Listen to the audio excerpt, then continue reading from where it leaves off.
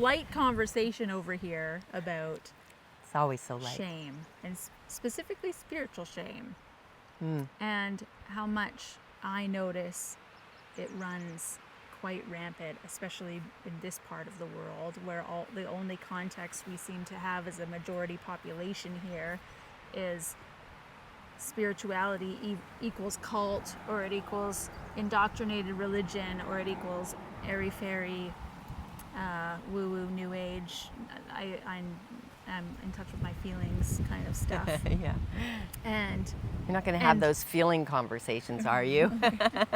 And if I brought this up, like in my place of work, in my family of origin, at the grocery store, whatever, any of these subjects, it's going to be like, whoop, taboo. That's like not cool whatsoever. Even in our society, that rule, we don't talk about politics and we don't talk about religion, right? Like people have that as like a Yeah, totally. standard rule. I think also money maybe slips And in there money, too yeah, now. money, yeah. Also, Right? don't talk about that. Don't ever ask a question about how much somebody's mortgage is or whatever. Right? But definitely when, like, being that we like to have these conversations, and our innermost self is so important to us, like it is a subject that comes up in my world, and I just notice how much resistance and how much sort of demon in the closet that spirituality has, and errs on the side of shame in some way. Totally.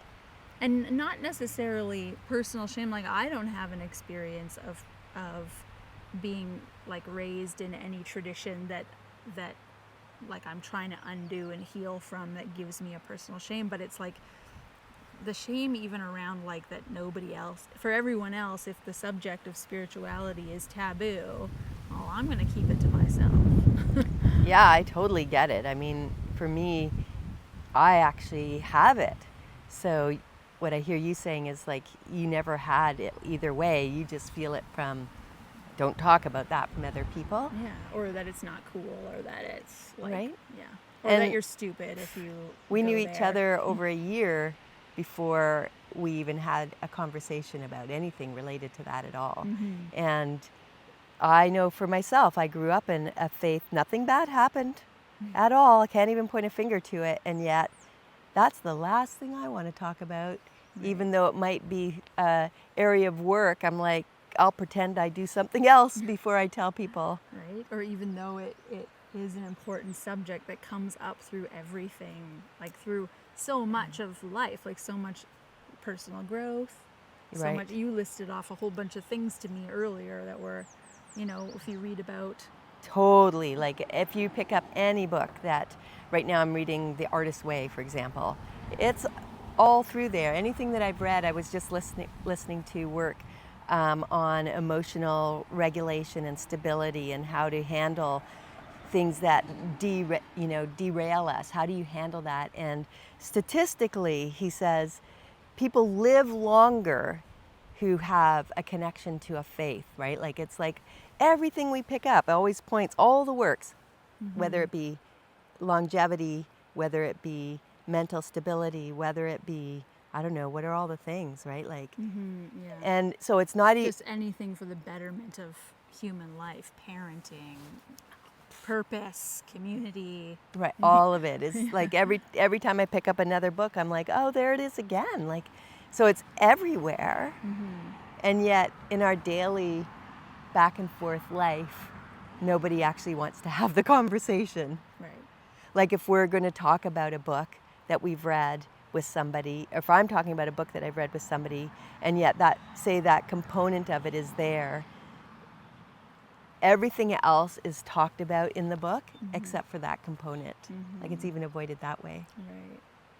Do you think that it has to do with the, like, any, that there's only, maybe here, maybe this world that I reside in, this part of the world that I reside in, that any conversation of spirituality only equals one of those things, maybe three of those things. Like, it only, people's concept of like, yeah, but What if it I'm going to is. be like, if I'm going to talk about faith, if I'm going to even imagine getting in touch with a faith, my only concept of it is the shitty version of religion or the weird version of cult. Right. I mean, think Or- of our movie and TV world. Often, of course, they're selling a drama. Right. And they want to engage an audience. So it seems to be depicted so like it's a cult, right? And so then there's this movie about this person who gets involved in a cult, and there's this weird leader, and they end up going to prison, right? How awful. Yeah. Or it's some fundamental, radical religious person, and their family's all disjointed and dysfunctional, and so there's nothing even out there in the common world that's reflecting back anything that people would go, well, I want that. I know, I watch that and I'm like, holy cow, I don't want that. Right. So if I'm like, like any one of my friends, any one of my dear lifelong friends, and I'm going, that's my option, or you want me to embrace like running around naked and howling at the moon, and somehow that's going to be my faith? Like, right? I don't think so. Right, not for me. I'm doing fine over here. Right. And so the conversation is not necessarily, I guess, just shame, but it's also like, it's taboo, it's embarrassment, and so therefore it's ixnayed from everybody's life. And the importance of it is undervalued, and we're having this experience where we're leaving like a really core element of who we might be as beings on this planet out. Yeah, it's so fascinating to me because it to me, I can't help but feel like, we're not just a body and a mind. Like I can't imagine that there's a person out there who would doubt that there's an inner dialogue, an inner voice happening. Right. Because if we were just a body and a mind, then we wouldn't have that inner voice that talks to us. You know what I mean? And I'm not meaning like an outer voice. I'm talking about the voice that goes, now why did you say that? Yeah. Don't you think maybe you the should one go... that's like observing. Right? what And you're oh my doing. gosh, you're making a fool of yourself. Stop it. Right? Like that inner... So what is that? Right? What is that part? Or the part of myself that might say, when... Like I have an adventure planned, and when I think about going on the adventure, my heart goes, yes, I really want to do that. Like you're going on an adventure, and there's this part of yourself that's like, well, what's that part? Yeah. Or the part that has like a second thought about something that would otherwise be knee jerk. Right. Right. And so Yeah. What's that other? So I can't imagine anybody would deny and say, nope, I don't have that.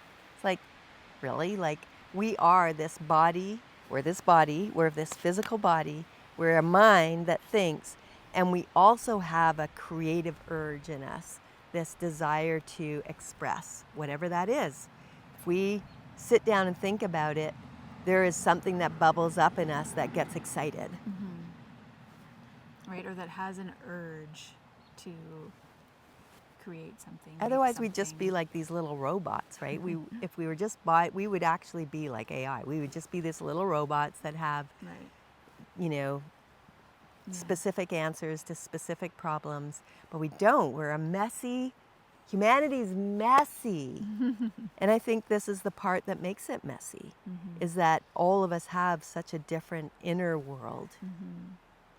Really, like this inner dialogue, this inner world that makes me so different than you. What is that? Right. And when we go to talk about it, I can't help but then to touch on, well, what is that? I even want to say, what is that creative spirit? Oh, don't say that word. Now you're talking religion. Totally. But we can look at a child and go, they're so spirited. Right. What do we mean by that? Yeah, or that person is such a free spirit. Such a free spirit. What does that mean, right? And I think... Or the spirit of the earth. The spirit of the West. Right? So we use it in some context. It's okay to use the word. But not when we're talking about spirituality. Right. And yet, really, when we see that in a child or in a person's free spirit, we say that, I think we're talking about that person so connected to their inner world, their inner self, Right. that they don't let their mind get in the way Right. of that free expression of life. So I'm going to like safely assume that everybody in the world understands that we're talking about what we're talking about as far as this, like, yeah, it's a taboo subject. I totally get that. I know. Or it's just not appropriate at the in-law dinner table or whatever. Right. Like on some level, we all know what we're saying. But like, how is that like a hindrance to us? Like, why is it important that we maybe couldn't, or that we don't want to shun away this aspect of ourselves? I feel like for me, my journey has been, when I came out of the crazy making of my life in my 30s, raising kids, or I was in it, not came out of it. I was in it. I had a real aha. Like, I remember trying to help people, and I gave them all the food supplements, and that didn't work. And I got them on a better diet, and I taught them how to do sports and build muscle and endurance, and I did all the things, body and mind, and to help them live better lives, and nothing changed. And I mean, something changed. well, for sure, little things changed, Yeah. but they were still at a loss to a bigger, like they were looking for the pill, they were looking for something else. And then there was this shift when I realized, oh, actually, there's a connection to something so much bigger. We can call it nature. And when I connect to nature, here we are in this beautiful orchard, there's something in me that awakens and shifts, and all of a sudden I feel a sense of peace. Like that the peace isn't something outside of me, but that I can access the peace in nature because I'm a part of nature. All of a sudden I'm a part of something bigger. But when I think of myself as separate from nature, then it's me against nature. Instead of, no, nature's for me. Like, that's to me a whole flip in this idea, so that I'm no longer just a body and a mind, but I'm a body, mind, and I'm a soul connected to the soul of life that connects me to you, that connects me to, people who walk by. An example of that is, have you ever practiced walking down the street and smiling at somebody as they cross your path? And just locking eyes for a minute and smiling, and they always smile back, always. There's this response, right? And I feel like that's soul meeting soul. There wasn't nothing said, there was no physical contact except this gift of a smile. And that, I think, speaks to our heart, which is connected to a bigger idea of life, that creative energy. And man, like, to know that this one book I was reading on emotional regulation and understanding our, when we're in distress, what are some of the things he was talking about that we can do. And the statistics show that people, doesn't matter what, people who have a faith live 10 years longer than people who don't. And yet we're ashamed of it. That's fascinating. Right. Yeah. And yet it's the one thing that guarantees a better life. Right. So shunning this part away, this part of ourself away, like, what's the detriment to that so far? You've said we have a shorter life by maybe 10 years. Right? And we are distressed. We can't, yeah. We have no way to navigate through those traumas or tragedies of our life. There's no tool for that, really. Right, without it. distressed. Yes. So we're distressed. We're disconnected. We're ungrounded in whatever our daily stress is. And disconnected from the world around us. And disconnected. So disconnected also, like this idea of separation, of like it's me against the world, is much bigger, which has got to be stressful. Right. Yeah. It is stressful. I've done it. It really brings up all of those kinds of ways, rules of life that lots of people live by, like me against the world, like Yeah. Yeah. dog eat dog mentality. Like I don't want to see my neighbor. Yeah. Like Right. Leave me alone. yeah, the like everything's is a hazard or a danger or out to get me or you know. So what do we do? I mean, like now, okay, so great, I've got this shame and it still exists within me. So now what? And all the research around shame that's very popular right now is showing us that we don't actually ever get rid of shame, but to air it, to realize it, to go, oh, well, there it is, like I carry this shame. So an example is I've been married 4 times, and I have a lot of shame around that, and I asked, like, what can I do? Like, this is terrible. It's terrible for my husband to know that I'm ashamed to say, yeah, you're my 4th husband. And I was told the more I talk about it, the more I air it, then I take the power it has over me. Yeah. So it still exists. I was going to say, you still have the shame, and yet you used to be ashamed of it. Right. And now it's becoming, it seems like whenever you do express it or whenever you are talking about it, like it's become more of like, this is like a part of the timeline of my life. Yeah. I'm not like, it's not my favorite choices, but I'm okay. Right? Yeah. Yeah. It's like, here it is. Yeah. It's a great teaching tool because I believe, here's where the shame is. Interesting. I believe people out there have an opinion about me because of that, and so that I will meet rejection. Yeah, I think that's an important part to bring up because even as we're talking about spiritual shame, we're talking about embarrassment, really. And rejection. And therefore rejection. Embarrassment comes from judgment of other people and therefore rejection. Yeah. So we're talking about how we shun this really core part of ourselves because we don't want to be rejected by other people, but we're kind of rejecting ourselves. Oh, nail on the head, right?